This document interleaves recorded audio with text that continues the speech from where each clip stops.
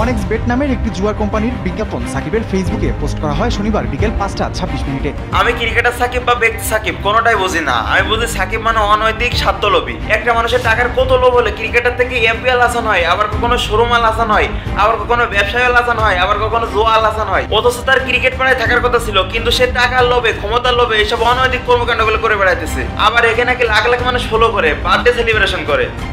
ওই যে ভণ্ডপীরদের অন্ধপীড়িত আছে না, ঠিক তেমন জানে সাকিব জুয়া প্রমোট করতেছে, এর মাধ্যমে সমাজের ক্ষতি করতেছে, দেশের ক্ষতি করতেছে।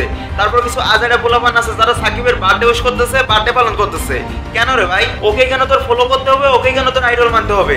নিজের বুদ্ধিমত্তা চেঞ্জ কর। একটাবার চিন্তা কর, যখন পুলিশের গুলিতে তোরা নির্বিচারে রাজপথে মারা যাচ্ছিস, তখন এই ব্যক্তি সাকিব বা ক্রিকেটার সাকিব তোদের পক্ষ হয়ে একটা পোস্ট বন্ধ করে নাই, শুধুমাত্র দলের সাথে। আমার মতে এরকম স্বার্থবাদী লোকদের আইনি নোটিশ দিয়ে দেশে প্রবেশ করা নিষিদ্ধ করা উচিত।